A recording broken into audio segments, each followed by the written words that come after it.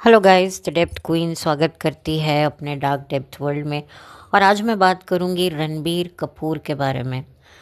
रणबीर कपूर के बारे में बात करना मेरे लिए इसीलिए भी ज़रूरी था क्योंकि मैंने रणबीर को जब जब देखा है, चाहे वो ऑन स्क्रीन हो चाहे वो ऑफ स्क्रीन इंटरव्यू देते वक्त हो, मुझे कहीं ना कहीं रणबीर की पर्सनालिटी ना बड़ी कॉम्प्लिकेटेड तो लगती ही लगती है। ऐसा लगता है कि इस बंदे के साथ ना बहुत कुछ हुआ है। तो मैंने थोड़ा रिसर्च करना शुरू किया, जानना शुरू किया कुछ। मैंने इनके बारे में जब रिसर्च किया तो मुझे काफ़ी कुछ बातें पता चली, जहाँ मुझे लगा कि ओके, दैट्स वाई इनकी शक्ल देखकर ऐसा लगता है कि बहुत कुछ इसकी लाइफ में घटा है। और ये अभी से नहीं बल्कि बहुत पहले से। नो मैटर, रणबीर का एक image play boy Casanova type का लड़का अक्सर जो नई नई लड़कियों के साथ घूमता है फिरता है, जो भी रणबीर कपूर के ऑन स्क्रीन अफेयर्स रहे या कुछ ऐसे भी रहे होंगे जो ऑफ स्क्रीन रहे, जो बिल्कुल मीडिया से दूर रहे, वो भी रहे होंगे। लेकिन ऑन स्क्रीन तो उनका जो इमेज था वो यही था कि भाई ये बंदा तो बिल्कुल भी जो है भरोसे के लायक नहीं है। और इनकी जो एक्स गर्लफ्रेंड थी दीपिका, उन्होंने तो भर भर के इन पर आरोप प्रत्यारोप की, एक तरीके से झड़ी ही लगा दी, एक तरीके से बाण ही उन्होंने छोड़ दिए थे। और इनडायरेक्टली तो नहीं पर डायरेक्टली उनको चीटर कह दिया था। और कि अगर आप लोगों ने कॉफ़ी विद करण देखा होगा जिसमें दीपिका और सोनम कपूर आई थी, तब आपको पता ही चल गया होगा कि जो धज्जियां उड़ाई थी रणबीर कपूर की, कि ऋषि कपूर को जो है सामने आना पड़ा और बहुत ज़्यादा गुस्से हुए थे। देखिए, मैं ये बात समझती हूँ ऋषि कपूर की कि भाई जैसे किसी लड़की के बारे में बात करना जो है हम लोग गलत मानते हैं, भले ही वो कैसी भी हो, लेकिन उसकी कैरेक्टर से रिलेटेड बात करते वक्त हमें अक्सर हिदायतें मिलती हैं। मैंने देखा है कि भाई किसी लड़की के बारे में ऐसे मत बोलो, उसकी लाइफ ख़राब हो जाएगी। नो मैटर वो कितनी बच्चलन है, कितनी बदतमीज़ है, कितनी बेगैरत है, कुछ भी आप कह लो, लेकिन पब्लिकली कोई भी लड़का नहीं बात करता। लड़कों को तो यही सिखाया जाता है। लेकिन जब बात किसी लड़की की आती है, तब लड़कियां जब किसी मर्द की धज्जियां उड़ाती हैं, तब लोगों को बड़ा मज़ा आता है। ठीक है, मैं ये नहीं कह रही कि दीपिका का गुस्सा, दीपिका की जो वो एक खुंदस थी वो गलत थी, बिल्कुल भी नहीं। आप जब किसी के साथ इमोशनली इन्वॉल्व होते हो और इतना ज़्यादा आप उस पर निछावर करने पर तुले हुए होते हो, और फिर आपको पता चलता है कि वो बंदा तो आपकी दो पैसे की भी कदर नहीं कर रहा है, तो आपको गुस्सा आता है और आना भी चाहिए। मुझे लगता है कि उस इंसान पर गुस्सा आने से पहले इंसान को खुद पर ही गुस्सा आ जाता है। तो मैं बिल्कुल उस मामले में दीपिका को समझती हूँ, सपोर्ट करती हूँ। लेकिन दीपिका भी कोई ऐसी कोई जती सती टाइप की लड़की तो कभी थी नहीं।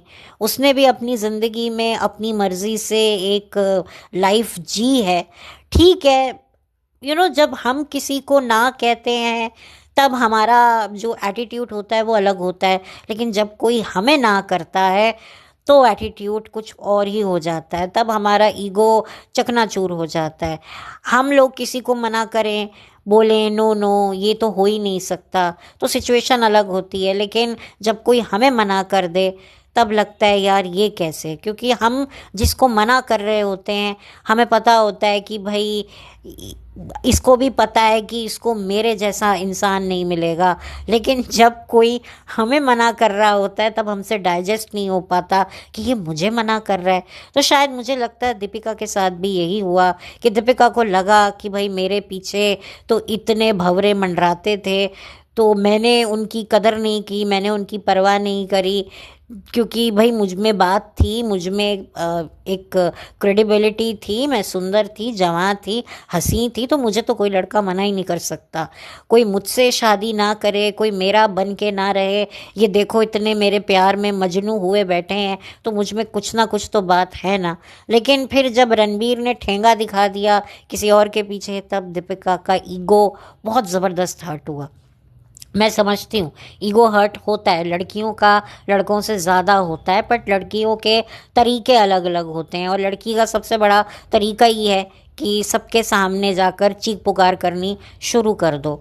कुछ लड़के होते हैं जो अंदर खाने लड़कियों के साथ में बहुत गलत करते हैं, लेकिन बाहर आकर वो जेंटलमैन बन जाते हैं कि नहीं नहीं नहीं, मैं उन रिश्तों की इज्जत करता हूँ। अब देखिए ये टेक्निक कितनी सही है कितनी गलत है मुझे नहीं पता, लेकिन अगर मैं थोड़ा सा देखूं तो पब्लिक में तो आकर किसी की धज्जियां ना उड़ाना ये एक अच्छी ही बात मुझे लगती है। ठीक है वो फेक हो सकता है इंसान, लेकिन रणबीर ने कभी भी किसी भी अपनी गर्लफ्रेंड के बारे में कभी कुछ नहीं बोला, कभी भी कुछ नहीं बोला। ठीक है पर्दे के पीछे वो कैसा भी रहा हो, लेकिन सामने उसने कभी नहीं बोला। और दीपिका और सोनम ने जिस तरीके से उसकी धज्जियां उड़ाई, तो एथिकली अगर मैं देखूं तो वो गलत था।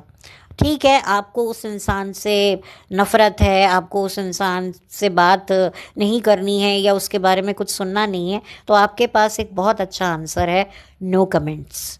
लेकिन वही वाली बात है कि शो को भी एक अच्छी खासी हाइप मिली, और करण तो भाई सबके ठेकेदार हैं ही, किसके रिश्ते में क्या पंगा दंगा चल रहा है ये सारी बातें करण को तो पता होनी ही चाहिए, क्योंकि करण ने एक रजिस्टर बना के रखा हुआ है और हर रजिस्टर पे उसको हर रिलेशनशिप की जो है पूरी डिटेल चाहिए। क्योंकि आप जितनी डिटेल दोगे उतना आप करण के करीब आओगे, और जितना करण के करीब आओगे उतना उनके प्रोडक्शन हाउस के करीब आओगे, और जितना उनके प्रोडक्शन हाउस के करीब आओगे उतना आपको जो है वो फिल्में मिलेंगी और आपका करियर बनेगा। ये ऐसा मुझे लगता है। तो खैर दीपिका का वो मैटर हुआ, फिर बाद में इनका पैचअप हुआ, फिर इन्होंने साथ में काम करने दिया, ये तो खैर रणबीर का एक इमेज हो गया। फिर उसके बाद में कटरीना आई, कटरीना के साथ भी जो है उनका एक लंबा लिव इन रहा, जिसमें माता पिता को एतराज़ था, वो जो भी था। लेकिन ये सारी चीज़ें रणबीर की ज़िंदगी में हुई क्यों, उसके सबसे पीछे कारण क्या था? अगर मैं उसकी बचपन में चाइल्डहुड में अगर मैं झांकूं तो डेफिनेटली रणबीर का जो चाइल्डहुड था वो बहुत ही ख़राब था। मैं यहाँ पर रणबीर की कथनी करनी को जस्टिफाई नहीं कर रही हूँ कि उसने जो भी किया लड़कियों के साथ, या वो एक प्ले बॉय है, वो एक कैरेक्टरलेस आदमी है तो मैं उसको सपोर्ट करूँ, नहीं। लेकिन मैं एक कारण बता रही हूँ कि इसमें जो रणबीर का जो हमेशा से जो एक नेचर रहा है, नो मैटर आज उसकी इमेज बिल्कुल वाइट वॉश हो चुकी है, आज वो एक फैमिली मैन बन चुका है, लेकिन ये फैमिली मैन खुद कभी अपने बचपन में अपनी फैमिली के झगड़ों से इतना परेशान था, अपने माँ बाप की फेल मैरिज से परेशान था, और इसका जो असर रणबीर पर बहुत पड़ा। क्योंकि एक औरत को जब अपने पति से ना वो इमोशनल अटेंशन मिलता है, तब वो अपना दुखड़ा किसके आगे रोए? वो रोती है क्या अपने बच्चों के साथ? तो ऐसे में कई जगहों पर जो है माएँ अपने 3-4 बच्चों के साथ इक्वली अपना दुखड़ा रोती हैं। तो कुछ ऐसे बच्चे होते हैं जो मतलब किसी औरत के अगर 2 बच्चे हैं तो ज़रूरी नहीं है कि वो 2 बच्चों के साथ में रोएगी। कुछ बच्चे अपने मतलब कुछ माएँ अपने सारे बच्चों के साथ अपने दुखड़े रोती हैं, कोई एक बच्चे के साथ दुखड़ा रोती है, मतलब जो उसके लिए उस टाइम पर अवेलेबल हो वो उसी बच्चे को अपना एक तरीके से कंधा बना लेती है, अपना पिलो बना लेती है।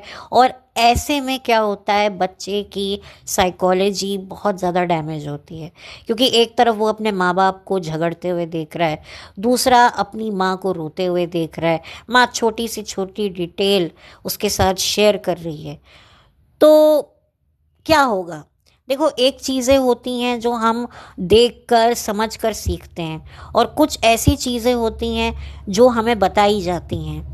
अभी क्या होता है, माँओं का ये एक रीज़न होता है अपने बेटे को अपनी फेल मैरिज की प्रॉब्लम में इन्वॉल्व करने का, कि भाई मतलब कल को वो शादी करेगा तो उसके लिए वो हेल्पफुल जाएगा।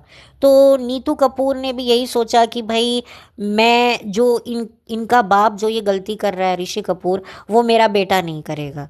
लेकिन आप देखिए कि बेटे ने कितनी गलतियां करी और कितना नीतू कपूर जी ने उसको टोका।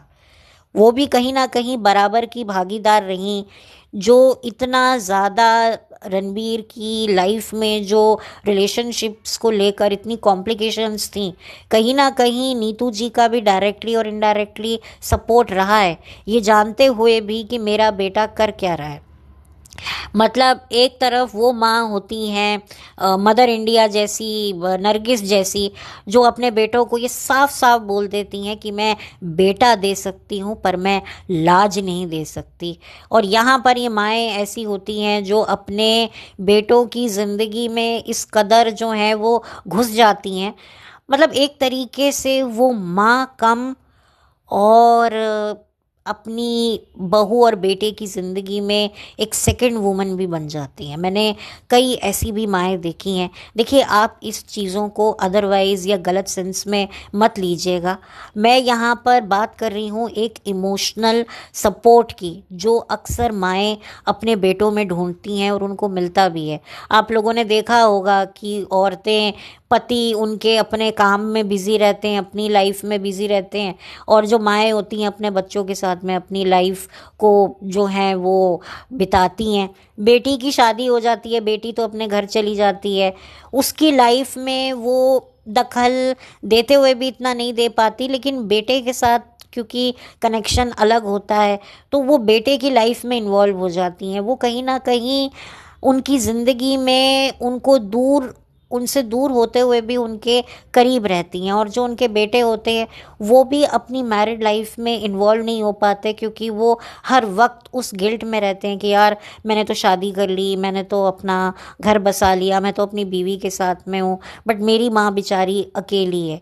देखिए, मैं ये नहीं कहती एक बेटे को अपनी मदर का ध्यान नहीं रखना चाहिए, लेकिन वो ध्यान भी इतना ज़्यादा हो जाता है कि फिर उस बीवी पर जो अपना सब कुछ छोड़कर एक आदमी के लिए आई है, वो ये फील करती है कि मैं क्या हूँ। और सबसे जो बात ये लगती है कि लड़का अक्सर अपनी बीवी को अपनी माँ से कंपेयर करता रहता है कि मेरी माँ की तरह खाना बनाए, मेरी माँ की तरह दिखे, मेरी माँ की तरह खुद को मेंटेन करे, मेरी माँ की तरह ये करे। तो कॉन्स्टेंटली कंपैरिजन, मतलब तुम्हें बीवी चाहिए या माँ चाहिए? अगर तुम अपनी बीवी को माँ बना दोगे तो फिर तुम उसके साथ रोमांटिकली इन्वॉल्व कैसे होगे? आपने यही चीज़ आलिया भट्ट के साथ भी देखी होगी कि आलिया भट्ट का एक टाइम पर लोगों ने कॉल आउट करना शुरू कर दिया था कि उसने अपने जो हेयर स्टाइल है वो अपनी सासू माँ की तरह करना शुरू कर दिया, क्योंकि उसको अपने हस्बैंड को इम्प्रेस करना है। तो यहाँ पर आप देखिए कि जो पहले रणबीर की ज़िंदगी में जो लड़कियाँ थीं, उन्होंने अपना आपको जो है अपनी टर्म्स और कंडीशन पर वो डटी रही, इसीलिए वो रणबीर की ज़िंदगी में ज़्यादा देर तक टिकी नहीं। कोशिश उन्होंने करी कि हम चलो, लेकिन इतना भी वो नहीं उन्होंने सरेंडर किया जितना कि आलिया ने किया है। और आपको क्या लगता है, आलिया और नीतू सिंह की बीच में, नीतू कपूर सिंह के बीच में बहुत अच्छा रिलेशनशिप होगा?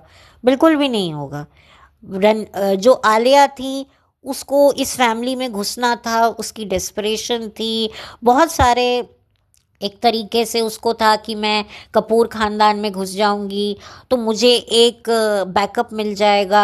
और रणबीर को भी था कि भाई मेरी इमेज का धज्जियाँ उड़ रही हैं, मेरी फिल्में नहीं चल रही हैं, तो अब क्या होगा कि अब मुझे अपना एक इमेज चेंज करना है। पहली बात तो मुझे एक फैमिली मैन बनना है, दूसरा मुझे ये बनना है कि देखो शादी के बाद भी मेरी वाइफ काम कर रही है और मैं उसे सपोर्ट कर रहा हूँ, यहाँ तक कि मैं बच्चा भी लुक आफ्टर कर रहा हूँ, और देखो मैं कितना सपोर्टिव हस्बैंड हूँ। तो एक तरीके से एक पहले क्या होता था, हीरोज़ को जो है अपनी फिल्म, अपने आप को चलाने के लिए वो फिल्मों में मेहनत करते थे, लेकिन आजकल के जो हीरोज़ हैं उनको अपने आप को मार्केट में, मतलब एक तरीके से बरकरार रखने के लिए अपनी पर्सनल लाइफ को यूज़ करना पड़ता है। मतलब फीमेल फैंस को अपनी तरफ खींचने के लिए वो ये सारे टैग्स लेते हैं। पहले एक्टर्स होते थे वो अपने आप को सिंगल रखते थे कि भाई मैं सिंगल रहूँगा तो मेरी फीमेल फैंस बनी रहेंगी, लेकिन अब फीमेल्स फैंस को अपनी तरफ अट्रैक्ट करने के लिए एक नया फॉर्मूला इन्होंने आजमाया है कि भाई एक बेस्ट हस्बैंड बनो, अपनी वाइफ को करियर के लिए सपोर्ट करो, तुम्हें बच्चा भी संभालना पड़े संभालो। देखिए, मैं ये नहीं कह रही हूँ कि वाइफ को सपोर्ट नहीं करना चाहिए, बिल्कुल करना चाहिए, लेकिन आम घरों में भी आप देखिए, आम घरों में भी मर्द जो हैं, औरत जो हैं, जो मिलके कमाते हैं, जिनके बच्चे हैं, तो वो सपोर्ट करते हैं। जब वाइफ बाहर जाती है तो वो बच्चों को लुक आफ्टर करते हैं, वो उनको पढ़ाते तक भी हैं, ट्यूशन भी लेने जाते हैं, छोड़ने जाते हैं। हस्बैंड जाता है तो वाइफ करती है, लेकिन वो लोग सेलिब्रिटी नहीं है, उन पर ये टैग्स नहीं है। लेकिन कोई सेलिब्रिटी ये सब करता है तो यो यो यो यो यो यो ऐसा होता है। तो तभी आप देखेंगे कि जब से शादी हुई है, आलिया को कितना फ़ायदा हुआ है, जितना फ़ायदा रणबीर को हुआ है। क्योंकि जो आलिया हैं वो भी जब कहीं, मतलब बच्चे होने के बाद वो कहीं किसी अवार्ड फंक्शन में गई थी, तो वहाँ पे बोल रही थी, लुक माय हस्बैंड, जो है मेरा हस्बैंड बच्चा संभाल रहा है, बेबी सिटर बना हुआ है। भाई जब एक वाइफ बच्चा संभालती है, हस्बैंड काम करता है, तो हस्बैंड नहीं बोलता कि मेरी बीवी बेबी सिटर बनी हुई है। वो उसको लगता है भाई बच्चे को माँ की ज़रूरत है। लेकिन यहाँ पर हस्बैंड बच्चा संभालता है तो ओ ठीक है, ये बात मैं मानती हूँ कि पहले के ज़माने में जो मर्द लोग होते थे ना, वो अपने बच्चे को भी बड़ा, मतलब हफ्ते में एक ही बार उठाते थे, और जब उठाते थे तो बड़ी बात होती थी कि, मतलब मुझे पता है, मेरी मदर ने ना, हमारे किसी रिलेटिव के बहुत साल पहले, बड़े क्लोज रिलेटिव के बच्चा हुआ था, तो मेरी माँ जो उनके उस वक्त उस टाइम पर उनके घर में रह रहा था, तो उनसे पूछा कि अरे वो बच्चा उठाता है? तो मैंने पूछा अरे तो उसका बच्चा है तो वो उठाएगा ना। नहीं नहीं, फादर का बच्चा होना चाहिए, वो उठाना चाहिए। मतलब औरत को बड़ी खुशी होती थी कि मेरा हस्बैंड बच्चा उठा रहा है। मतलब हस्बैंड्स भी ना, मतलब इतनी आसानी से बच्चा नहीं उठाते थे। मतलब बच्चे को खुद मतलब उनको काफ़ी वक्त लगता था, और जब वो उठाते थे ना तो वाइफ्स बड़ी खुश होती थी कि अरे देखो मेरा हस्बैंड हमारा बच्चा उठा रहा है। मतलब कि भाई बड़ा, बट अब तो खैर मामला, अब तो बीवी उठाए या ना उठाए, हस्बैंड की ही गोद में बच्चे ज़्यादा रहते हैं। तो अब ज़माना काफ़ी बदल गया है। तो अब क्या होता है कि ठीक है, इनसे अगर मैं थोड़ा पॉजिटिव भी सीखूं कि भाई एक वाइफ्स को एक प्रूफ मिल जाता है कि देखो इतना बड़ा सेलिब्रिटी बच्चे को ले लेके घूम रहा है, वाइफ अगर काम कर रही है या कहीं बाहर गई है या कुछ भी कर रही है, तो भाई तुम क्यों नहीं बच्चा संभाल सकते? तो ये एक थोड़ा सा एक रेवोल्यूशन थोड़ा सा सही भी लगता है। लेकिन इसका मतलब ये नहीं है कि ये जो स्टार्स हैं, ये मतलब वाकई इनका जो नेचर है वो असल ज़िंदगी में भी सिमिलर ही है, जैसा कि पीआर इनके बारे में बताते हैं। अब मुझे तो देखिए रणबीर और आलिया का जो रिलेशनशिप भी है, वो मुझे तो नहीं लगता कि बहुत परफेक्ट है। वो बात अलग है कि ठीक है, इनको परफेक्ट बनाना है, क्योंकि अब रणबीर के पास और कोई ऑप्शन नहीं है, क्योंकि रणबीर का काफ़ी ज़्यादा मजाक बन चुका है, और काफ़ी ज़्यादा रणबीर को प्रॉब्लम्स भी फेस करने पड़े, क्योंकि उनकी प्रोफेशनल लाइफ से ज़्यादा पर्सनल लाइफ काफ़ी ज़्यादा सुर्खियों में रही। और शादी के बाद फिर उनकी फ़िल्म जब रिलीज़ हुई थी, कोई शहज़ादा थी, तो जब लोगों ने पूछा कि अरे आपकी फ़िल्म फ्लॉप हो गई, तो उन्होंने कहा अरे मेरी वाइफ को अच्छी लगी है। तो वाइफ को अच्छी लगी है, वाइफ खुश है, तो मेरे लिए वही बहुत है। मतलब यार, मतलब पहले भी इनकी फिल्में फ्लॉप होती थी, बट ये तो नहीं बोलते थे कि अरे यार मेरी गर्लफ्रेंड को पिक्चर बहुत अच्छी लगी है, गर्लफ्रेंड खुश है तो फिर ठीक है।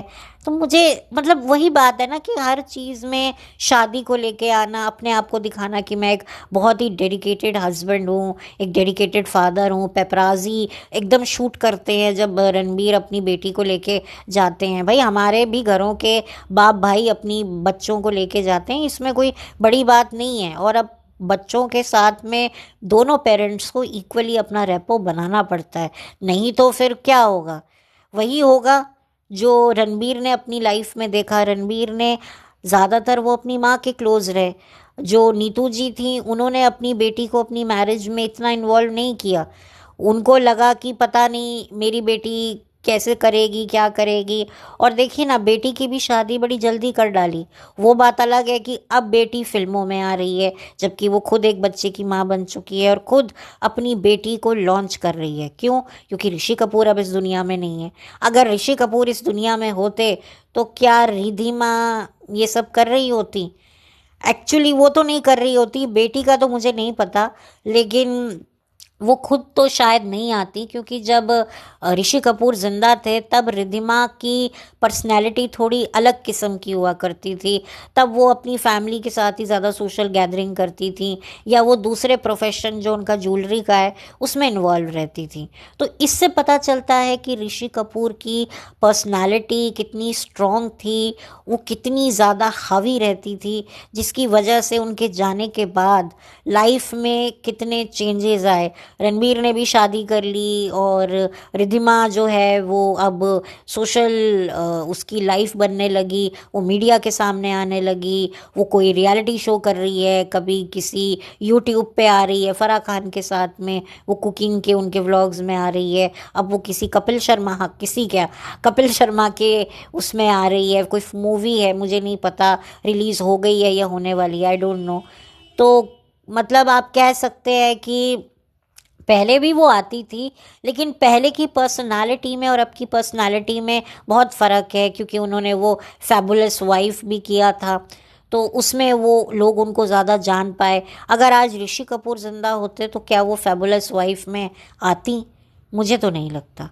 और नीतू सिंह का भी जो करियर है वो तो शादी के बाद तबाही हो गया था, क्योंकि कपूर ख़ानदान में मतलब ज़्यादा बहुओं का काम करना अलाउ नहीं था, ना बेटियों का अलाउ था। लेकिन हाँ, कुछ ऐसी बहू बेटियां थीं जैसे कि गीता बाली जी, या जो शशि कपूर जी की पत्नी थी, उन्होंने ज़रूर काम किया। लेकिन उनका, शशि कपूर जी की पत्नी तो थिएटर से ज़्यादा जुड़ी रही, उनका काम अलग था, क्योंकि उनके हस्बैंड का शायद सपोर्ट था या अंडरस्टैंडिंग थी, जो भी आप कह लो। और जो शशि कपूर वो थे, शम्मी कपूर जी थे, उन्होंने भी गीता बाली के करियर में उनको जो है कोई रुकावट नहीं डाली। तो खैर जो भी है, कुछ बहुओं ने हिम्मत करी, उनके हस्बैंड ने सपोर्ट किया, और जहाँ पर सपोर्ट नहीं मिला वहाँ पर रिश्ता टूट गया। तो मैं बात करूँगी रणबीर कपूर की, जो लाइफ रही है वो कितनी ज़्यादा, बचपन से ही अपने माता पिता को लड़ते हुए देखना, बजाय इसके कि भाई मैं वो काम नहीं करूँगा जब मैं शादी करूँगा, ये सोचने के रणबीर ने तो मतलब कितना वक्त लगाया शादी करने में, और कितने ख़राब रिलेशनशिप रहे। तो यही बात होती है कि अक्सर माएँ जो होती हैं ना, वो बेटों की ज़िंदगी चाहते हुए ना चाहते हुए भी बर्बाद कर देती हैं। वो मैं यही बताना चाहती हूँ आपको कि कभी कभी हमारी जो फैमिली होती है वही हमारे लिए सबसे बड़ा वीकनेस का कारण बन जाती है। अब ऐसा नहीं है कि बेटियों का कोई रोल नहीं होता। कई शादियों में मैंने देखा है कि बाप बेटी एक दूसरे के बड़े क्लोज होते हैं। हस्बैंड जो होता है अपनी वाइफ से इतना शेयर नहीं करता जितना बेटी से करता है, और उसको कोई भी बात अगर अपनी वाइफ को समझवानी हो तो वो बेटी को आगे करता है। बेटी माँ से ज़्यादा बाप से अटैच्ड होती है, इतनी अटैच्ड होती है कि बाप कहीं बाहर किसी काम से जाता है तो बीमार हो जाती है।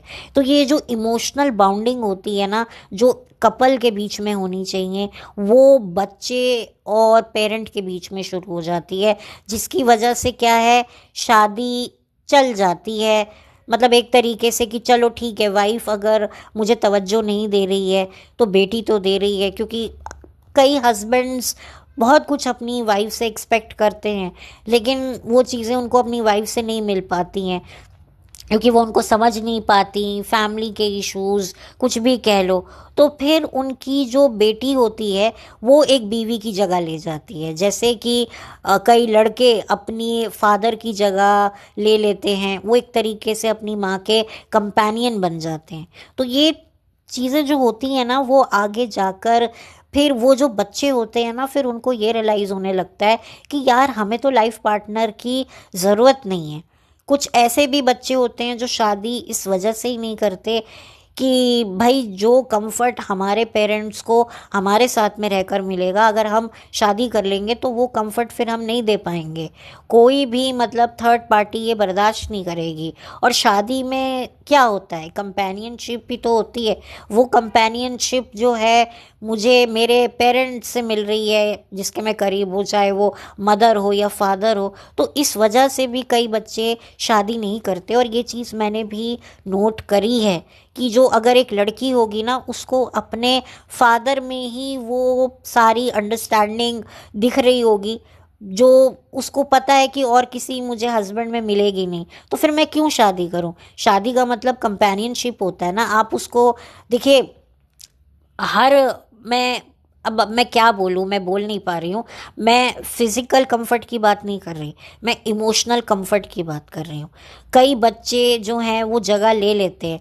मैंने पहले भी एक रेफरेंस दिया था टू स्टेट मूवी का, जिसमें खुद जो है अर्जुन कपूर अपनी माँ को बोल रहा होता है, अमृता सिंह को, कि भाई मैंने कहीं ना कहीं जो है आपको पापा की जगह लेकर आपको कंपनसेट किया, क्योंकि उनके बीच में भी जो है उसके पेरेंट्स के बीच में भी नहीं बनती है। रोनित रॉय और अमृता सिंह के बीच में भी बहुत प्रॉब्लम्स होते हैं, जिसमें फिर बच्चा जो है अपनी माँ को कंपनसेट करने लगता है। फिर इसकी वजह से माँ थोड़ी पॉजेसिव हो जाती है जब अर्जुन की लाइफ में आलिया भट्ट आती है। तो ये एक रियलिटी है। कई लड़कियां अपने फादर में ही उनको हस्बैंड का वो कंफर्ट लेवल इमोशनल दिखने लगता है, तो इसलिए उनको लगता है कि नहीं, जो मेरा फादर मुझे जैसे समझ सकता है वैसा कोई हस्बैंड मुझे नहीं समझता। और फादर भी हर चीज़ में अपनी बेटी को सपोर्ट करता है। उसको भी कहीं ना कहीं ये पता होता है कि अगर ये बेटी चली जाएगी तो मैं सरवाइव कैसे करूँगा। बहुत सी मैंने ऐसी मैरिजेज़ में देखी हैं जहाँ पर हस्बैंड वाइफ में बनती नहीं है, और बेटी ही मतलब एक तरीके से वाइफ की तरह हर जगह पर साथ जाना, शॉपिंग जाना, ये लेना वो लेना, बेटी भी माँ को नहीं पूछती है। तो ऐसे में फिर चीज़ें बड़ी ख़राब हो जाती हैं। मैं ये नहीं कहती कि बाप बेटी के बीच में बॉन्ड नहीं होना चाहिए, पर कभी कभी बाप बेटी के बीच में इतना ज़्यादा इमोशनल बॉन्ड आ जाता है। मैंने तो खुद देखा है कि बेटी की डेथ हो जाती है और साल भर में फादर की भी डेथ हो जाती है, क्योंकि उसको पता है अब मैं बात किससे करूँगा, बीवी तो हुई ना हुई एक बराबर है। और यहाँ पर खुद रणबीर ने बताया है कि कैसे उसके पेरेंट्स लड़ा करते थे, और वो कानों पे हाथ रखकर डर कर सीढ़ियों के नीचे बैठा रहता था, और उसको ऊंचा बोलना पसंद नहीं है। आलिया भट्ट ने भी कहा कि मेरे हस्बैंड को बिल्कुल पसंद नहीं है कि मैं ऊंची आवाज़ में बात करूं। अब हो सकता है लोग कहीं कहें कि भाई सिंपैथी के लिए भी कहा जाता है, बिल्कुल कहा जाता है, लेकिन ये बात तो सच है कि नीतू कपूर और ऋषि कपूर की मैरिज में बहुत प्रॉब्लम्स थी। और एक वक्त पे नीतू कपूर ने पुलिस कंप्लेंट तक की कराने की नौबत आ गई थी। आप सोचिए, पर्दे पर एक मैं और एक तू गाने वाले जो हैं असल ज़िंदगी में एक दूसरे पर थू थू करने को तैयार थे, तू तू करके लड़के अपनी मैरिज को बर्बाद करने को तैयार थे। तो सोचिए बच्चों पर क्या गुजरती है। अब रिधिमा की मैरिड लाइफ कैसी है हमें नहीं पता। हो सकता है उसकी मैरिड लाइफ में भी यकीनन बहुत सारी प्रॉब्लम्स होंगी, लेकिन जहाँ तक मुझे लगता है कि उसने शायद अपनी माँ को जितना भी रुलते हुए देखा है वो शायद वैसे नहीं रुली हुई होगी। क्योंकि कई लड़कियां ना ये चीज़ को बड़ी इंटेलिजेंटली ऑब्जर्व करके सीखती हैं कि भाई हमारे बाप ने हमारी माँ की नहीं सुनी, और अपनी माँ को उसने आगे रखा, तो हम भी जो हैं अपने पति को अपने अंडर रखेंगे और माँ से उसको दूर भगाएंगे। मतलब कई जगहों पर मैंने ये भी देखा है कि फादर्स इतने डोमिनेटिंग होते हैं लड़कियों के, वो अपनी माँ को रुलते हुए देखती हैं, तो जब वो शादी करती हैं तो वो उंगली पर अपने हस्बैंड को नचाने की कोशिश करती हैं और कामयाब भी रह जाती हैं। जो कामयाब नहीं रह पाती हैं फिर खींचातानी होती है और फिर हो जाता है डिवोर्स। तो ये भी एक रियलिटी है। तो रणबीर ने डेफिनेटली बचपन से ही वो फिर कुसंग में पड़ गए, व्यसंग में पड़ गए, क्योंकि बच्चे जो डिस्टर्ब होते हैं, जब डिस्टर्ब माइंड होता है वो ढूंढता है फिर एक डिस्ट्रैक्शन जिससे वो उस प्रॉब्लम को कुछ देर के लिए भूल सके। और ऐसे में ये नशा, बैड कंपनी बहुत उसे जल्दी अपनी तरफ खींच लेता है। बैड एनर्जीज आपको बड़ी जल्दी अट्रैक्ट करती है और वो अट्रैक्शन की वजह से रणबीर काफ़ी जो हैं चीज़ों का सेवन करते हुए दिखते भी हैं। उनकी आंखें ही बोल रही हैं क्योंकि बहुत यंग एज से वो कर रहे हैं। और जिस तरह का एक फ़िल्मी माहौल होता है, जो एक फ़िल्मी बैकग्राउंड होता है, क्या क्या होता है, वो चीज़ भी बच्चे पर काफ़ी इफ़ेक्ट करती हैं। क्योंकि भाई कई ऐसी चीज़ें इनको पता होती हैं, बच्चों को वो सारी चीज़ें भी पता होती हैं जो कभी मीडिया के सामने या पब्लिक के सामने नहीं आई होती। और यही वजह है कि इनके बीच में, इनके माँ बाप के बीच में काफ़ी ख़राब रिश्ता होता है।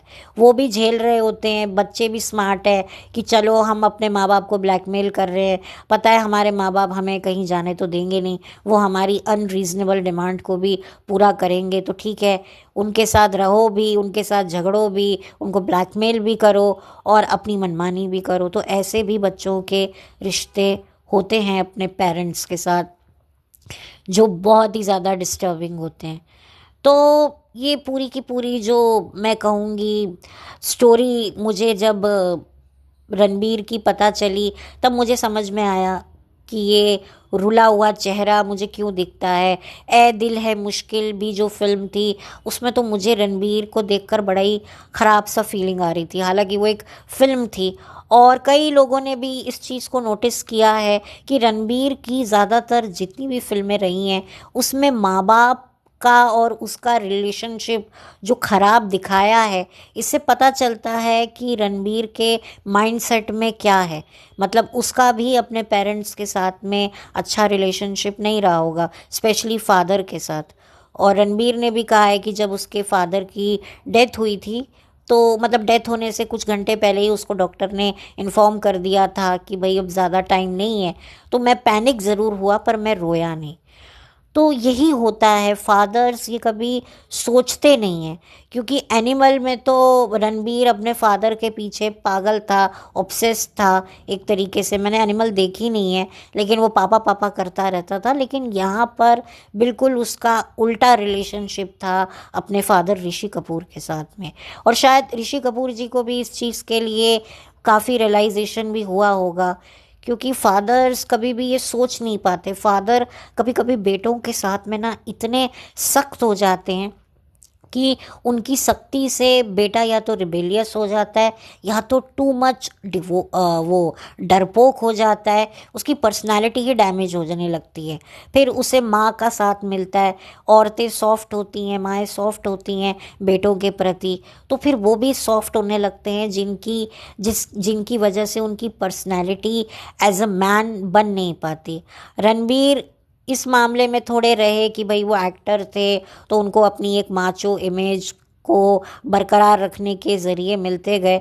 बट कई ऐसे लड़के होते हैं जो बिल्कुल माओ की ही तरह वो भी जो हैं सॉफ्ट होने लगते हैं और फिर लोग उनको जज करने लगते हैं, क्योंकि फादर की सख्ती, फादर का जो एक नेचर होता है वो बेटों के साथ में कभी कभी इतना ख़राब हो जाता है कि मतलब क्या बोल सकती हूँ मैंने खुद ने ही अपने आसपास में देखा है कि भाई वो सोचते हैं कि भाई बाहर की दुनिया तुम्हें छोड़ेगी नहीं तो बेटर है कि मैं तुम्हें एक ट्रेलर दिखाऊं। बिल्कुल मैं ये नहीं कहती कि आप बेटों को बिगाड़ दो, जहाँ पर सख्ती रखनी है लड़कों के साथ में गलत कुसंगति की वो रखो, लेकिन छोटी छोटी बात पर अगर आप सख्ती दिखाओगे, आंखें दिखाओगे, तो फिर क्या होगा?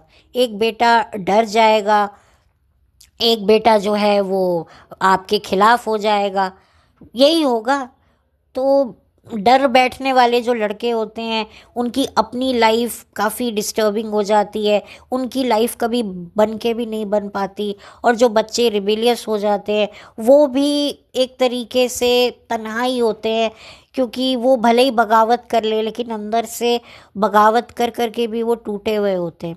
रणबीर को फिल्मों में आना था जिसकी वजह से उसने थोड़ा सा अपनी पर्सनालिटी को करा नहीं खराब, लेकिन कॉन्स्टेंटली अपनी माँ के ऑरा में रह रहकर रणबीर ने जो रिलेशनशिप्स को भी काफ़ी ज़्यादा जो है वो चैलेंज किया अपने ऊपर, काफ़ी ज़्यादा उसके जो ख़राब रिश्ते रहे। अब आप कहेंगे कि क्या मैं नीतू जी को इसके लिए कसूरवार मानती हूँ?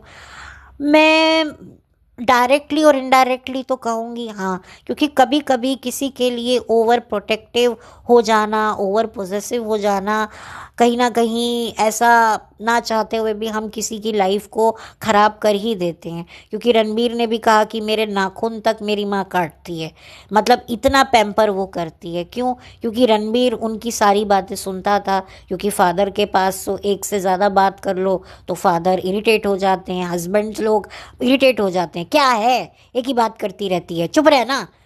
तो फिर बीवी कहती है जाने दो। अब जैसे कई माएँ बहुत इरिटेट हो जाती हैं घर के काम से, कि मम्मी को हम आवाज़ देते हैं, मम्मी क्या है, क्यों चिल्ला रहे हो, मैं काम कर रही हूँ ना, क्या है। तो फिर बच्चा एकदम चुप कर जाता है, जाने दो। फिर वो कहीं फिर गर्लफ्रेंड को फ़ोन करता है तो कहती है हाय बेबी कैसे हो, आपने खाना खाया। तो बस, अब वो बेचारा लड़का ये नहीं समझता कि मेरी माँ सुबह से लेकर शाम तक काम में झुलसी हुई है, और जो गर्लफ्रेंड है वो अपना बिस्तर पे बैठी हुई है और अपना मोबाइल की रील्स चला रही है, और इतने में मेरा फ़ोन आ गया, हाय बेबी कैसे हो। तो ये डिफरेंस थोड़ा सा लड़के को जब तक समझ में आता है, कब समझ में आता है, जब उसकी उसी गर्लफ्रेंड से शादी हो जाती है और उस पर जब रिस्पॉन्सिबिलिटी उस लड़की पर डलती है तो वो भी ऐसे ही चीखती है। हस्बैंड आवाज़ देता है, अरे सुनना, क्या है, पता नहीं है मैं काम कर रही हूँ, इधर आ जाओ, खुद आ जाओ, खुद कमरे से निकल आओ, मैं कहाँ कहाँ जाऊँ, किधर किधर जाऊँ। तो फिर सारी सिचुएशन चेंज हो जाती है। तो ये बातें, मतलब मैंने देखो जो अपने आसपास इधर उधर आंड गुआंड में जो देखी हैं, मैं वही आप लोगों के साथ शेयर करती हूँ। और मुझे लगता है कि रणबीर की जो रुली हुई पर्सनालिटी है, बहुत सारे जो बुरी आदतों में रणबीर की जो लाइफ जो डिस्ट्रॉय हुई है, उसका सबसे बड़ा कारण है उसके माँ बाप की फेल मैरिज। दुनिया के सामने ये पति पत्नी एक मैं और एक तू करते थे, और अकेले में एक दूसरे के साथ हुतुतु खेलते थे। तो बच्चे भी ये फेकनेस देखकर तो हैरान होते ही होंगे कि भाई पब्लिक में जाते हैं तो मेरे पेरेंट्स हाथ पकड़ लेते हैं, और जब घर में आते हैं तो एक दूसरे के हाथों को तोड़ने तक की नौबत लेकर आ जाते हैं। तो देखिए ना बच्चे की क्या साइकोलॉजी पर असर पड़ा होगा। तो अब ठीक है, अब रिद्धिमा और रणबीर, कई बार ऐसा भी होता है कि भाई सिबलिंग्स करीब हो जाते हैं एक दूसरे के, तो वहाँ पर भी मतलब ये हो जाता है कि भाई को बहन में इमोशनल कंफर्ट दिखने लगता है, और जो बहन है उसको भाई में। तो भी जो है फिर काफ़ी सिचुएशन बिगड़ने लगती है। तो अब मैं क्या बोलूँ, बहुत कुछ होता है परिवार में, मतलब कि मैं ये बात आपको बता रही हूँ। क्योंकि शादी का मतलब क्या होता है कि इमोशनल सेटिस्फेक्शन, फिजिकल सेटिस्फेक्शन तो बात की बात है, लेकिन इमोशनल सेटिस्फेक्शन अगर एक मैरिज में नहीं है तो कितने भी आप बच्चे पैदा कर लो, कितनी भी बार कंबलों में घुस जाओ, वो कुछ मैटर नहीं करता जब तक आपकी इमोशनल एक दूसरे के साथ में सेटिस्फेक्शन नहीं है। इमोशनल सेटिस्फेक्शन कि हाँ भाई आप एक दूसरे के साथ बैठ के बात कर रहे हो, आपको ये नहीं लगेगा कि मैं कुछ भी बोलूँगा तो सामने वाला मुझे जज करेगा। ये इमोशनल सेटिस्फेक्शन का भी एक तरीका होता है। आप जब अपने किसी दोस्त के साथ बात कर रहे होते हो तो आपका एक माइंडसेट अलग होता है, और जब आप अपने पेरेंट्स के साथ बात कर रहे होते हो तो आप डर भी रहे होते हो, घबरा भी रहे होते हो, आप 10 चीज़ें फिल्टर भी कर रहे होते हो। तो ये रियलिटी है जो मैं आप लोगों के साथ शेयर करना चाहती थी। रणबीर कपूर के लिए कोई हेट नहीं है, मुझे कभी कभी बुरा भी लगता है कि काफ़ी कुछ झेला है। अब रणबीर जो हैं वो राहा के पापा बन गए हैं, तो मैं यही विश करती हूँ कि जो रणबीर ने देखा है वो राहा को ना देखने को मिले। राहा जो है उसकी राहें मुश्किल ना हो, बट मुझे भी ऐसा लगता है कि वो पॉसिबल नहीं है, क्योंकि मुझे काफ़ी ज़्यादा मिस्टीरियस आलिया और रणबीर का रिलेशनशिप लगता है। बट मैं यही चाहूँगी कि यार कि क्यों बच्चे पैदा करते हो, क्यों मासूमों की ज़िंदगी बर्बाद करते हो, आप अपनी लाइफ की सिक्योरिटी के पीछे उन मासूमों की ज़िंदगी क्यों बर्बाद कर रहे हो। जो आप लोगों ने देखा वो आप लोग इसको क्यों दिखा रहे हो। और आलिया की भी कोई पेरेंट्स की मैरिड लाइफ कैसी है वो तो भाई जग जाहिर है, तो मैं आलिया पर क्या बात करूँ। तो आलिया को भी, बट ये लोग नहीं सोचते क्योंकि इनको एक सिक्योरिटी चाहिए, और एक बच्चा एक बहुत बड़ी सिक्योरिटी लगता है कि शादी भले चले ना चले पर बच्चा होगा तो लाइफ कट जाएगी, बाकी हम इधर उधर मुंह तो मारते ही रहेंगे और आगे बढ़ते रहेंगे। तो खैर कोई हेट नहीं है, ये एक पर्सनालिटी को मैंने एनालाइज किया और आप लोगों के साथ शेयर किया। तो बस यही मैं बात करती हूँ और आगे बढ़ती हूँ, और बहुत जल्दी मिलूँगी आपसे एक नए वीडियो के साथ। ये वीडियो थोड़ा अलग था, लेकिन मेरी ये कोशिश थी कि मैं कुछ आप लोगों पर अलग टॉपिक पर मैं बात करूं और आप लोगों को कुछ रिश्तों के ऐसे पहलुओं से रूबरू कराऊं जिसके बारे में कोई बात नहीं होती है। हालांकि अब बात होने लगी है, क्योंकि अब जिस तरीके से प्रॉब्लम्स बढ़ने लगे हैं रिलेशनशिप के ऊपर, तो अब एनालाइज होता है कि क्या वजह रही, क्यों ऐसा हो रहा है। पहले लोग इतनी डेप्थ में नहीं जाते थे, और जब आप डेप्थ में जाते हो तो ये सारी चीज़ें आपके सामने आती हैं। तो विद ऑल ड्यू रिस्पेक्ट, मैं यहाँ किसी भी रिलेशनशिप पर कोई कीचड़ नहीं उछाल रही हूँ। माँ और बेटे के रिलेशनशिप पर भी मैं कोई सवाल नहीं उठा रही हूँ, ना मैं बाप बेटी के रिश्ते पर कोई सवाल उठा रही हूँ, ना मैं भाई बहन के रिश्ते पर कोई सवाल उठा रही हूँ। मैं ये सवाल उठा रही हूँ कि भाई ऐसा भी होता है, और ऐसा ना हो इसका हमें ध्यान रखना चाहिए। तो चलिए, वीडियो बहुत लंबा हो गया है। बात जब शुरू होती है तो फिर दूर तक जाती है, और जब दूर तक जाती है तो फिर वीडियो की लंबाई हो ही जाती है। तो चलती हूँ, लौट कर मिलती हूँ, बहुत जल्दी मिलूँगी आपसे एक नए फ्रेश वीडियो के साथ। तब तक के लिए have a blessed day, bye, thank you so much.